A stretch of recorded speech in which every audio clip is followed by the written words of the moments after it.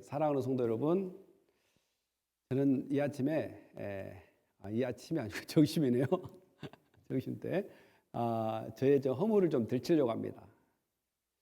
저는 캘리포니아에 있을 때 한 10년 전에 어떤 지사님께서 저에게 그 아파트를 들어가기 위해서 보증을 좀 서주려고 그러더라고요. 코사인을 해달라고 그러더라고요. 그 당시에. 이제 그때는 제가 소셜 번호가 있어가지고 또 그 아파트에서 오래 살아서 크레딧이 있어가지고 제가 코사인을 해주면 그 지사님이 들어와서 아파트에 살 수 있다라고 이야기해서 지사님이 간곡히 부탁해서 제가 사인을 했습니다. 그런데 사인을 했는데 석 달 동안 그 이사를 오지 않아요. 근데 렌트비는 계속 차지가 되는데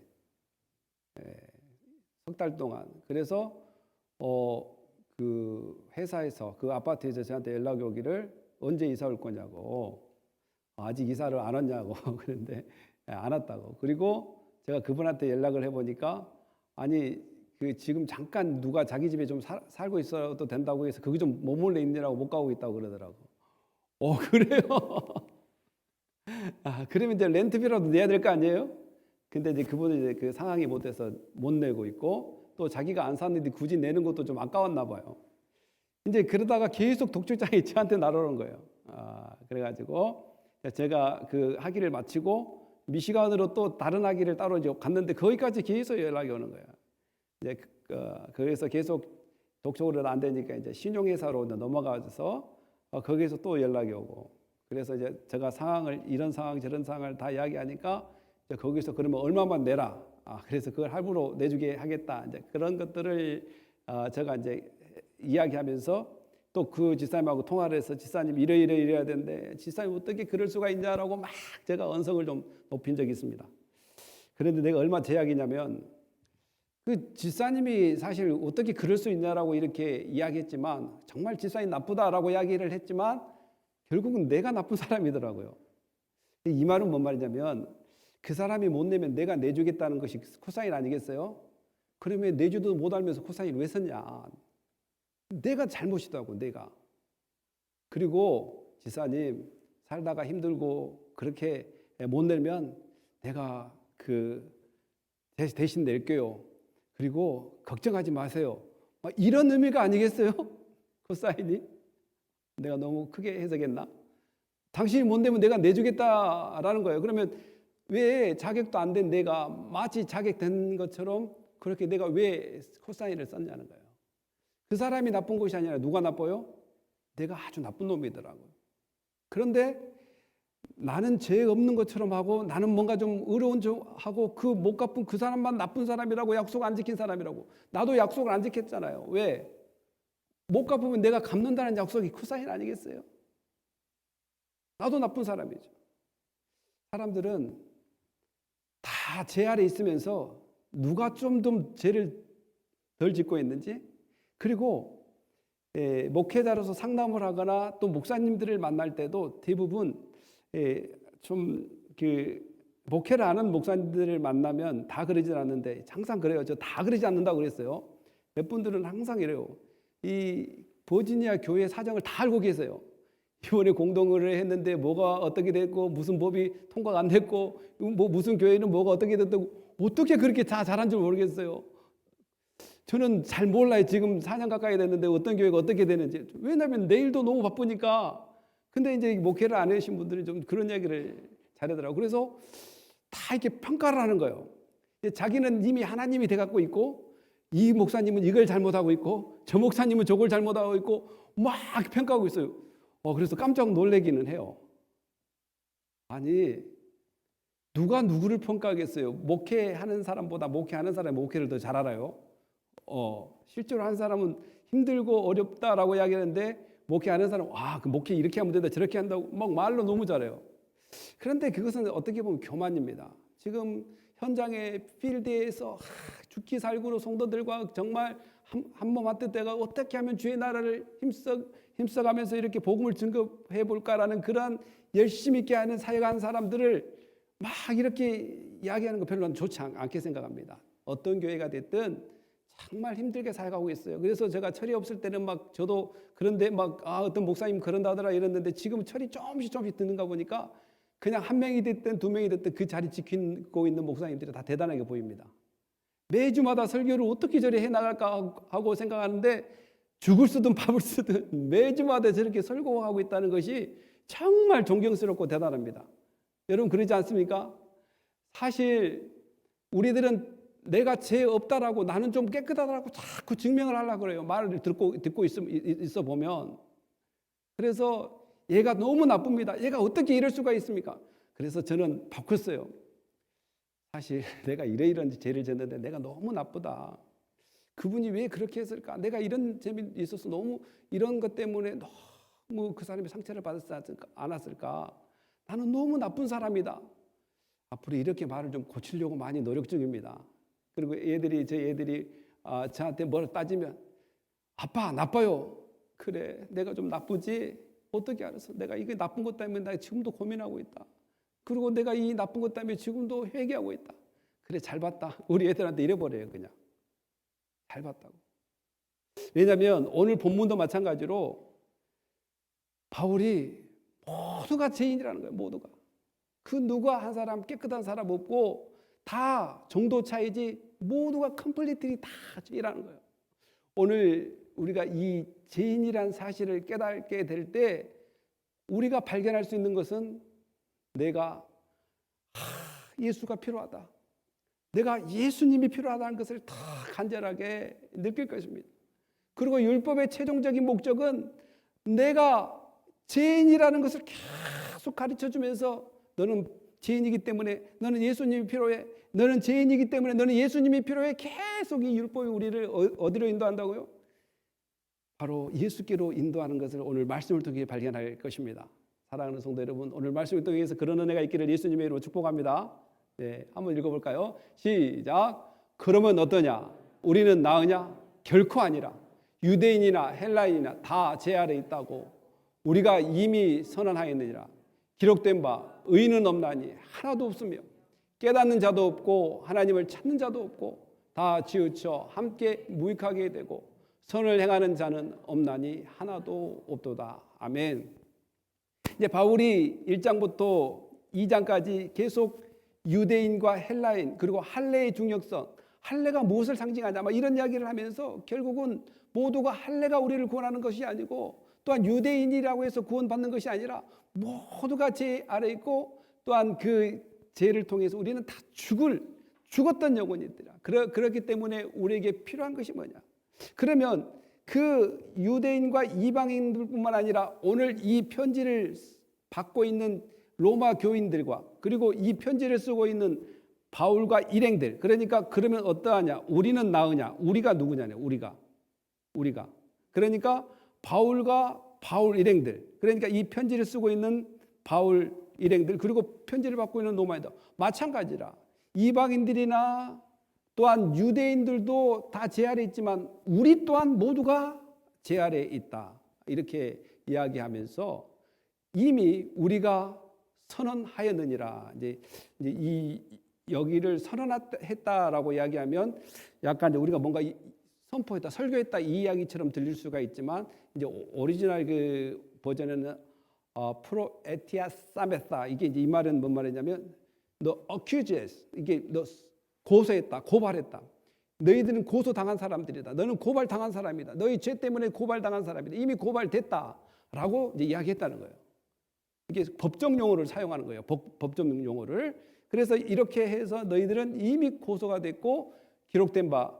그래서 왜 고소가 됐는지 이제 기록된 바 해가지고 여기서 시편, 전도서, 뭐 이사야서, 잠언서 이런 것들을 계속 사용하면서 증명을 됩니다. 이제 설교 원리 중에 하나가 코테이션.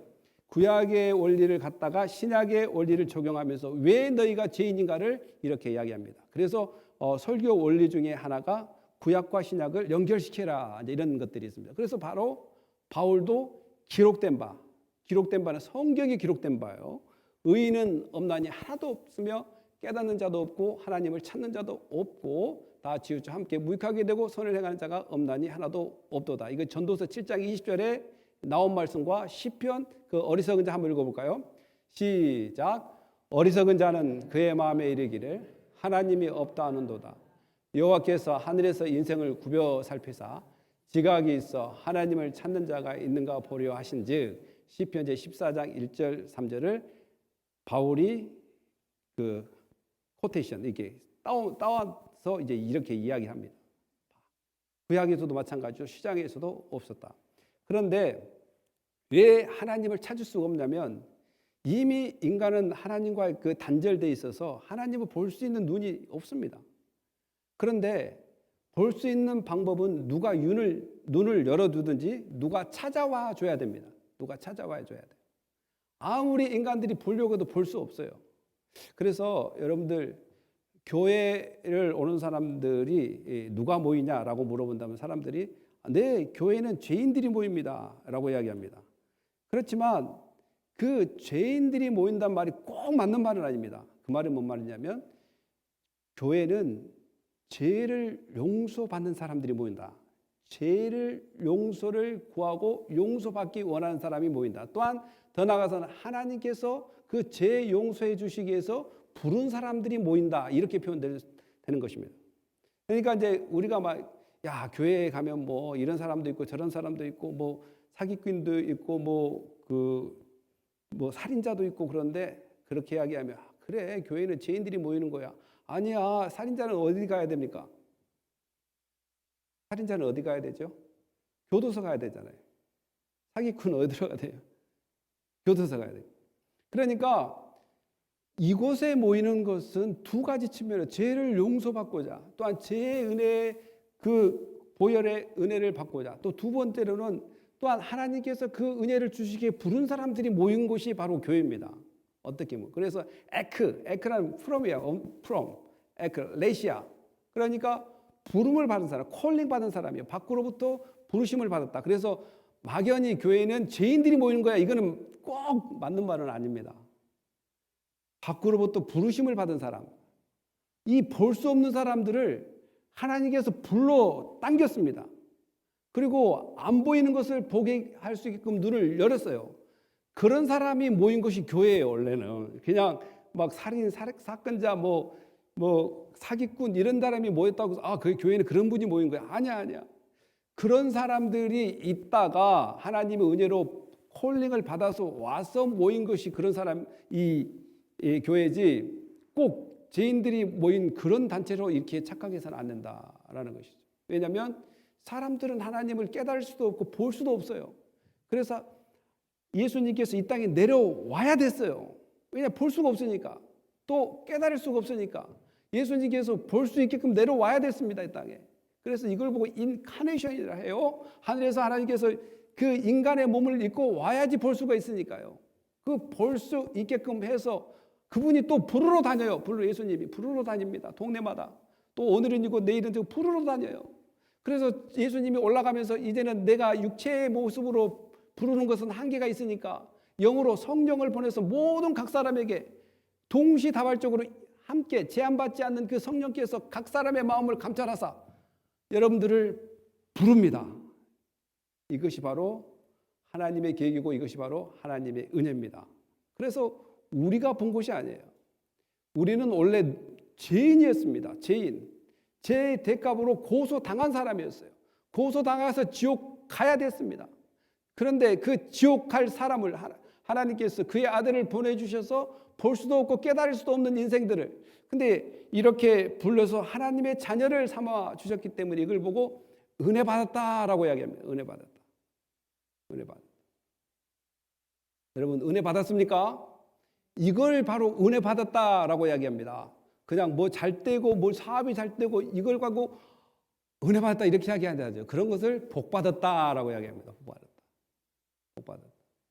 다시 한번 읽어볼까요? 시작. 그들의 무덤이요 혀로 속임을 일삼으며 그 입술에는 독사의 독이 있고 그 입에는 저주와 악독이 가득하고. 그러니까 인간의 목소리는 계속 이 목구멍 열린 무덤이라는 게 무덤을 열어보면 시체가 썩기 때문에 그 메타포이기 그 비유법으로 이 썩은 무덤의 냄새가 지독하다는 말이에요. 그러니까 인간의 그 목에서 나온 말이 지독한 그러한 죄된 말이 많이 나온다는 거예요. 어떻게 하면 자기를 변호하려고, 자기가 죄 없다, 나는 깨끗하다, 윤리적으로 정말 깨끗하다, 나는 죄보다 좀 낫다 라는 것들을 얼마나 변호하려고 하는지 모릅니다. 서로 속임을 일삼으며 그 입술에 독사와 독이 있고 그 입에는 저주와 악독이 가득하다. 모든 것이 뭐로부터 시작되냐면 이렇게 말이 얼마나 사람을 이렇게 몰살시키는지, 또한 그 사람에 대해서 얼마나 부정적으로 말하는지 습관적으로 많이 일어날 때가 있습니다. 저도 마찬가지지만 아까 제가 저의 흠을 보였습니다. 지금도 그래요. 무슨 딱 일이 생기면 나를 보호하려고 해요. 그냥 여러분 정치인들도 다 그러잖아요. 다 그런단 말은 아니겠지만 항상 제가 조심해서 하는 건 다는 아닙니다. 보통 보면 잘못한 것을 잘못했다고 다 이야기를 잘 안 하려고 해요. 근데 기독교인들은 계속 그 하나님 앞에 용서하는 그 해결을 많이 하다 보니까 늘 쏘리란 말과 땡큐란 말을 잘하게 될 수밖에 없어요. 기독교인들 입에는 땡큐와 쏘리란 말이 많이 나올 수밖에 없습니다. 왜냐하면 신앙의 그 틀 자체가 하나님 죄송합니다. 이것이 계속 습관이 돼 있어요. 우리 매주마다 뭐 합니까? 회개기도 하지 않습니까? 하나님 용서해 주십시오. 이번 주에는 또 내가 저희 아내하고 싸웠네요. 아무것도 아닌데 제가 너무 열받아서 싸웠네요. 막 그러면서 회개하지 않습니까? 그러니까 매 순간 회개하는 습관이 기독교인들에게 접해 있어서 웬만한 것은 그냥 미안하다고 이야기합니다. 웬만한 것은. 근데 이제 캘리포니아에서 제가 처음 왔는데 어떤 분이 목사님 쏘리란 말 함부로 하면 안 된다 그러더라고요. 교통사고 날 때 절대 쏘리라고 하지 말고 아유 오케이 그러라고. 아유 오케이. 네, 여러분 아유 오케이 합니까? 쏘리 합니까? 저는 그때 뭣도 모르고 미안하다고 내가 이게 박았다고. 근데 미안하더라고 저는 사실. 아유 오케이는 둘째 문제고 진짜 미안해서 내가 박았으니까. 근데 이게 세상의 원리는 쏘리라고 이야기 못하게 합니다. 그냥 아유 오케이로 이야기하고 법정에 불이한 진술을 법정에 가서도 사실 내가 박았다 그러면 안 되나요? 법정에 가서도 내가 잘못했다. 그래서 인슈런스를 들은 거 아니겠어요? 그리고 또 세상의 원리 중에 하나가 뭐냐면 너는 수치 때문에 내 인생을 포기하지 마라 이런 말을 이야기합니다. 너의 수치 때문에 인생을 포기하지 마라. 근데 성경은 너의 수치를 하나님께 가져와서 내놓으라고 이야기해요. 세상의 원리는 감추라고 이야기합니다. 감추라고. 근데 기독교의 원리는 그 수치를 가져와라. 하나님 앞으로. 그러면 인애가 풍성하고 자비가 풍성한 하나님께서 예수 그리스도를 통해서 용서해 주신다라는 것이죠. 그래서 이제 우리가 아까도 이야기했다시피 여러분들을 한번 돌아보십시오. 저도 한번 저를 돌아보면 계속 무슨 사건이나 일을 될 때 일단 자기를 보호하고 자기가 옳다는 것을 증명하려고 무단 노력합니다. 무단 노력. 심지어는 부부싸움을 해도 마찬가지죠. 당신이 이랬잖아. 내가 분명히 이랬지. 당신이 분명히 이랬잖아. 누가 잘못이야? 자기가 잘못한 거야. 막 이렇게 자기가 그냥 내가 자기가 모를 걸 모르고 내가 그렇게 놓은 걸 내가 잘못했네. 이렇게 이야기하는 사람이 별로 없어요. 내가 잘못했구만. 당신이 가다가 물병을 찰 줄 몰랐는데 내가 그 찰 줄 모르고 논 내가 잘못했는데 이렇게 이야기하는 사람이 별로 없단 말이에요. 그냥 어떻게 하면 내가 그 잘못 안 했다는 것을 증명하는 데 혈안이 돼 있단 말이죠. 그리고 교회를 만약에 다녀도 예수를 믿어도 우리가 한 입에는 찬양을 하고 한 입에는 어떤 일을 하는지 한번 읽어볼까요? 시작. 이것으로 우리가 주 아버지를 찬송하고 또 이것으로 하나님의 형상대로 지음받은 사람을 저주하니 한 입에서 찬송과 저주가 나오는도다. 내 형제들아 이것이 마땅하지 아니하니라. 야고보서에서 이렇게 마땅하지 않은 일이 뭐냐면 한 입으로 찬송하고 한 입으로 형제. 그러니까 형제 아닌 사람을 욕하는 거는 둘째 문제고 같은 형제를 욕하는 거예요. 같은 형제를 비방하고 같은 형제를. 그래서 늘 우리가 오늘 정말 이 죄의 관념에 대해서 가져야 될 마음이 있다면 모두가 죄인이라는 것을 깊이 인식한다면 굳이 형제가 이렇게 잘못한 것도 보면 맞아 나는 저보다 더 했지 막 이렇게 이해가 되지 않겠어요? 맞아 내가 저 사람보다 더 하면 더 했지 덜 하지는 않는다. 이렇게 자기를 볼 수 있는 눈이 있어야 됩니다. 왜냐하면 우리 모두가 죄인이기 때문에 관점에 따라 다르지 그 누구 한 사람 죄 깨끗한 사람이 없다는 것은 이미 성경에서 다 이야기합니다. 그리고 정도의 차이죠. 예를 들어서 제가 자주 이야기하지만 바늘 도둑질을 하나 소 도둑질을 하나 근본적으로 도둑놈은 도둑놈 아니겠어요? 바늘을 도둑하나 바늘을 도둑하나 소를 도둑하냐 몰라 그 물질과 그 가격은 차이가 있지만 기본적으로 도둑놈입니다. 그러니까 성경의 원리는 크고 작은 것도 보지만 근본적으로 보는 것은 죄인이냐 아니냐가 성경의 기본 원리이기 때문에 그런 원리를 본다면 그 누구 하나도 나는 죄인이 아니다 이렇게 이야기할 수 없고 또 상대방을 볼 때 저 사람이 했던 죄악된 행위가 나보다 작으면 작겠지 나보다 크지는 않다 이런 생각들을 가진다면 우리의 입에서 그렇게 저주의 입, 형제자매를 저주하고 그러지는 않을 것이다. 그냥 모두가 이해가 돼버리는 세상의 원리가 이해돼 버리고 그리고 마땅히 이런 것들이 아니다는 것을 이야기하게 된다면 내 입을 우리가 악독과 저주에서 좀 벗어날 수 있겠지 않는가 이런 것도 한번 이 말씀을 통해서 생각해 보게 됩니다.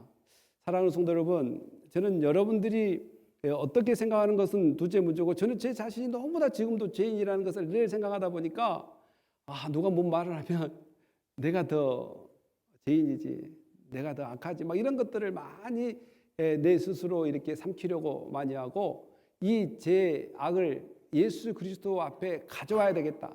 예수 그리스도 앞에 드려야 되겠다. 예수 그리스도 앞에 회개를 요청해야 되겠다. 이런 마음들이 우리 기독교인들 가운데 풍성히 넘쳐나는 것이 바로 참된 죄를 인식하는 삶이라는 것입니다. 그리고 참된 죄가 모두에게 동일하게 있다는 것을 인식하는 사람들의 특징이 바로 이 모든 죄를 남에게 먼저 돌리는 것이 아니라 자기 자신에게 돌리는 것입니다. 그래서 사람들에게 말하기를 다란 말과 또한 남들이란 말을 하지 말고 저는 그렇습니다. 저는 이렇게 됩니다. 이렇게 유 메시지를 하지 말고 아이 메시지를 해라. 아이 메시지. 나는 어떻게 하고 남들은 일단 죄인이란 거 다 안다. 그러나 나도 죄인인데 내가 어떤 죄를 더 짓고 있는가 곧 나에게 포커스를 맞춘다면 여러분들은 점점 겸손해질 것입니다. 점점 낮아질 것입니다. 그리고 성경을 연구하면 연구할수록 예수님을 닮아갈 것이고 성경을 연구하면 연구할수록 남을 나보다 낮게 여기게 됩니다. 남을 나보다 더 낮게 여긴 사람이 어떻게 그 사람을 비방할 수 있겠습니까? 설령 그 사람이 저주받을 일을 했다 할지라도 내가 비방하지 않을 것은 하나님이 그를 심판하실 것이라는 약속이 있기 때문에 그렇습니다. 사랑하는 성도 여러분, 다시 한번 읽어볼까요? 시작. 그 발은 피를 흘리는데 빠르지 파멸과 고생이 그 길에 있어 평강의 길을 알지 못하였고 그들의 눈앞에 하나님을 두려움이 없느니라 함과 같으니라. 우리 쉽게 말을 함부로 뱉는 이유가 바로 하나님을 두려워하지 않기 때문에 그렇습니다. 그리고 행위적인 측면, 지금은 아까는 말의적인 측면이 있다, 언어적인 측면이었다면 지금 행위적인 측면, 그 발은 피를 흘리는데 빠르다, 행동이 빠르다, 죄 짓는 행동이 빠르다는 거예요. 그럼 말과 이 행동이 죄 짓는데 빠르다는 것은 하나님을 인식하지 않고 살고 있기 때문에 그런다라고 바울이 로마 교인들에게 이렇게 하고 있습니다. 하나님을 두려워하지 않는다. 이 여호사밧이라는 인물이 여러분 유다의 세 왕이 좀 선한 왕이죠. 유다의 한 그 왕들 중에 세 사람이 좀 선한 왕으로 나오는데 첫 번째 왕이 바로 유다의 4대 왕인 여호사밧입니다. 두 번째는 히스기야고 세 번째 요시야입니다. 이 세 사람이 유대 4대 왕, 13대 왕, 16대 왕. 그러니까 이 세 사람이 유대의 선한 왕인데 그 중에서 4대 왕 이 여호사밧이 그 다시 무너졌던 나라를 세우면서 재판관들에게 어떻게 이야기하는가 한번 봅시다. 재판관들에게 시작.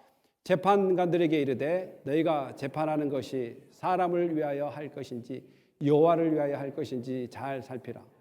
너희가 재판할 때 여호와께서 너희와 함께 하심이니라. 너희는 여호와를 두려워하는 마음으로 삼가 행하라.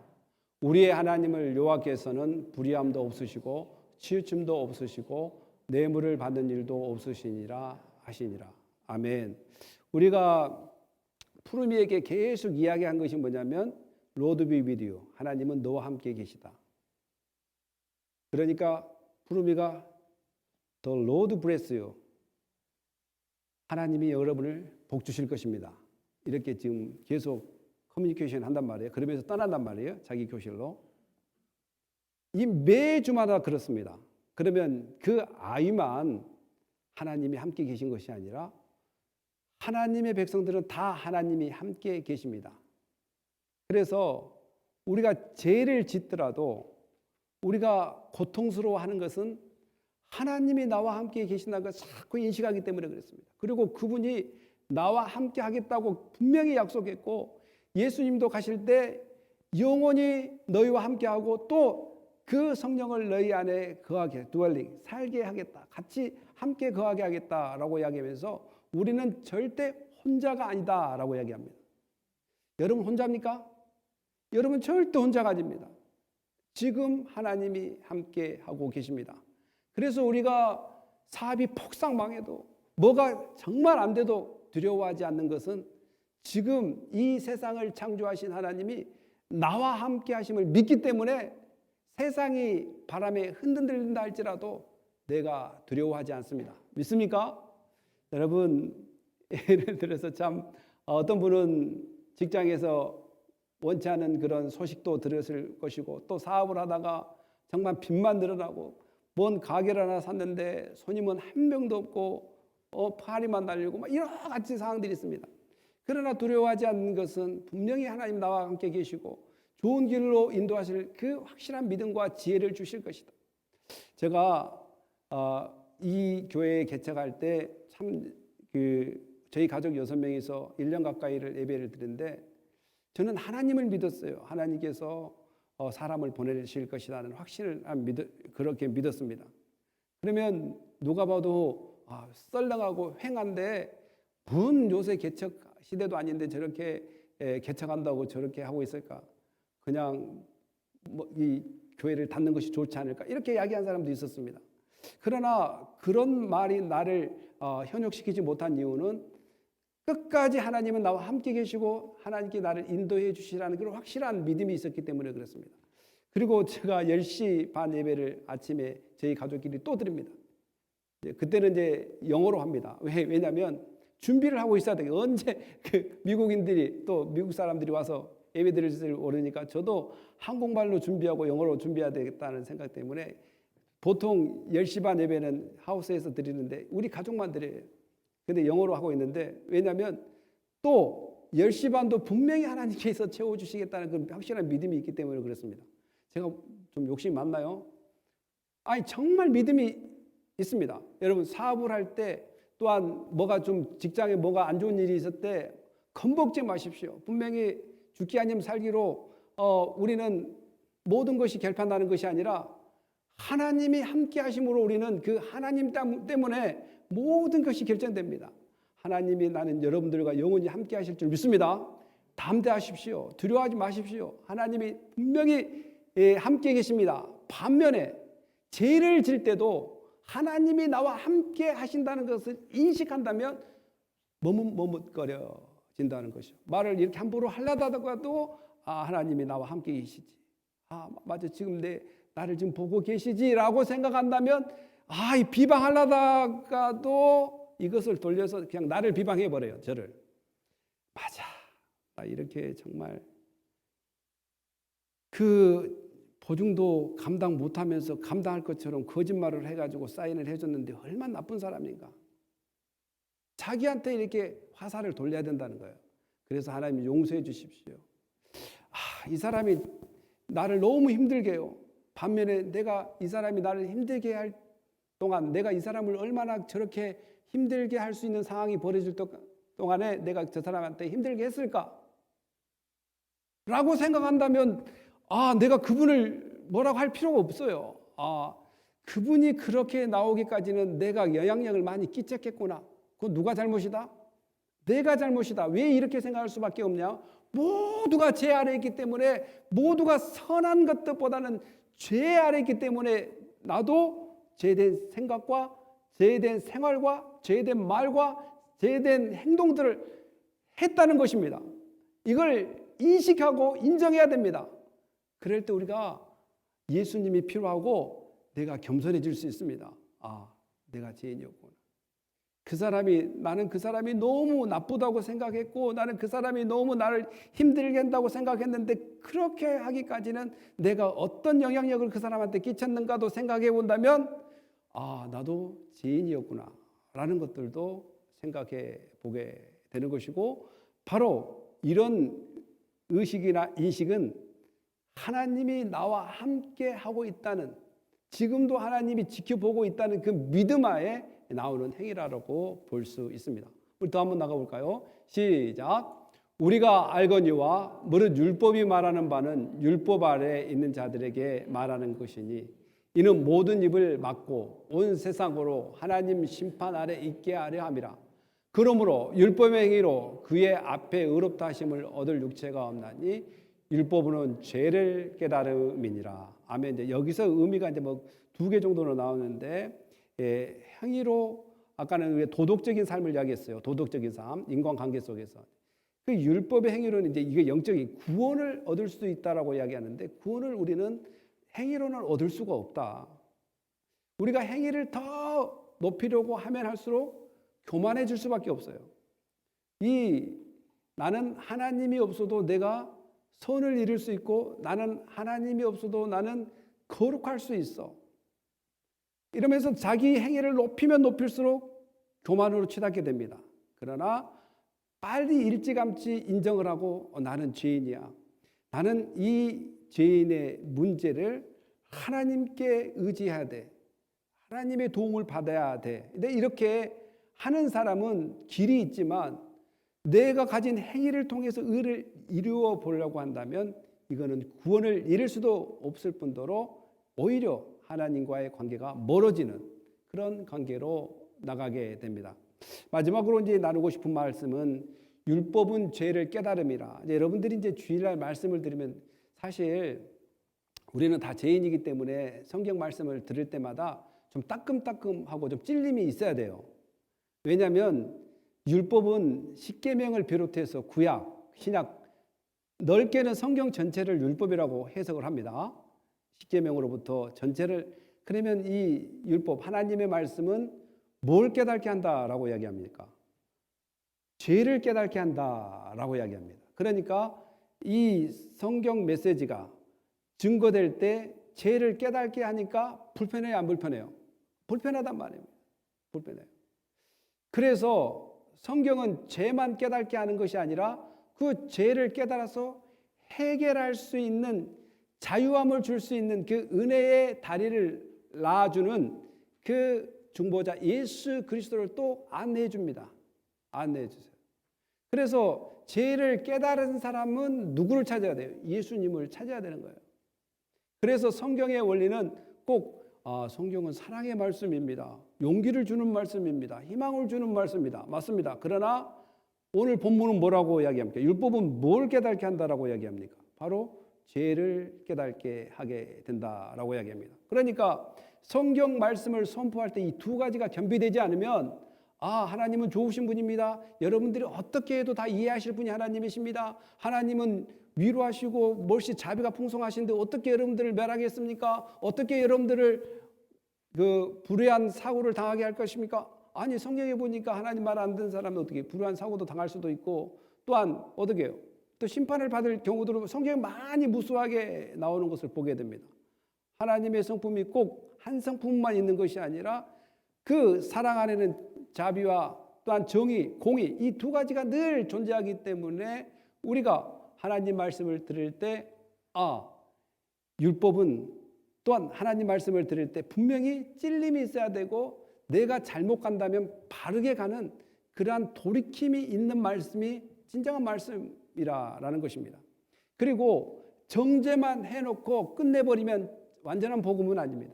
그 정죄 해답이 바로 그 밑에 있는데, 그러면 시작. 그러면 율법이 하나님의 약속과 상반되는 것입니까? 결코 그럴 수 없습니다. 만일 율법이 생명을 줄 수 있는 것으로 주어졌다면 분명히 의는 율법에서 났을 것입니다. 그러나 성경은 모든 것을 죄 아래 가두었습니다. 이는 믿는 사람들에게 예수 그리스도를 믿는 믿음에 근거한 약속을 주기 위함입니다. 아멘. 여러분들이 예수 그리스도를 통해서 이제 생명을 얻게 됩니다. 그 율법의 요구를 예수 그리스도를 통해서 용서함을 받을 수 있습니다. 여러분, 저는 참 어떤 소식을 들을 때 허무함이 있었냐면 몇십억씩 그런 부당 이익을 취하고 감옥에 갔는데 갑자기 8.15 광복 특사 해가지고 특별 사면을 해주면 몇십억씩 그 안 갚고 그 남은 자녀 옥살이도 안 않고 그냥 죄 없는 사람으로 돼버리더라고요.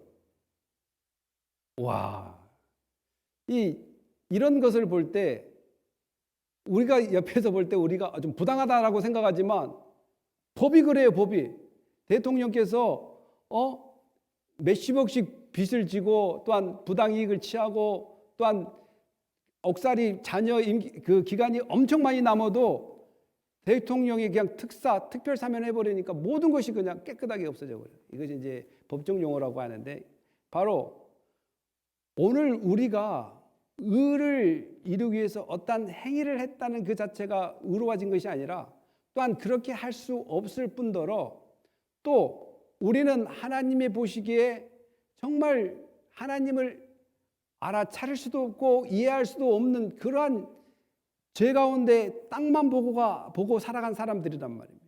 그런데 하나님께서 그의 아들을 이 땅에 보내주셔서 또 보내주신 것만 아니라 찾으러 다니셨어요. 또 그의 선택된 백성들을. 그러면서 우리에게 다가오셔서 손을 내밀어서 그의 자녀로 불러주셨습니다. 그러니까 그 만군의 하나님, 세상을 창조한 하나님이 너는 내 거야. 너는 어떤 죄를 지어도 예수님 이름으로 회개하면 난 용서해 줄 거야. 라고 이 대통령보다 더 높은 하나님이 이 천지를 창조하신 하나님이 그렇게 이야기해 버리니까 사탄도 태클을 걸지 못합니다. 그러니까 누가 여러분을 의롭게 하시냐? 바로 하나님께서 그의 아들 예수를 통해서 믿는 모든 자녀들에게 의롭게 칭해 버렸습니다. 의롭게 칭해 버렸어요. 그 감옥에 사면 대상자들이 죄가 없어서 의롭게 된 것도 아니고 사면된 것이 아니라 그 빚을 탕감해 준 것이 아니라 대통령 명령 때문에 대통령이 사면한다는 그 명령 때문에 법적 용어 때문에 사면이 돼버리고 내야 될 그 부당 이익들의 것들을 다 감면해 줘버리는 마찬가지도 우리도 마찬가지입니다. 우리의 잘나고 높음이 아니라 모두가 제 아래에 있는 그런 사람을 이렇게 구원해 주셨으니 우리는 하나님께 영원히 감사하고 기뻐하고 즐거워하고 살아가야 될 뿐만 아니라 오늘도 여러분들이 죄가 있으면 먼저 자기의 죄를 들춰내십시오.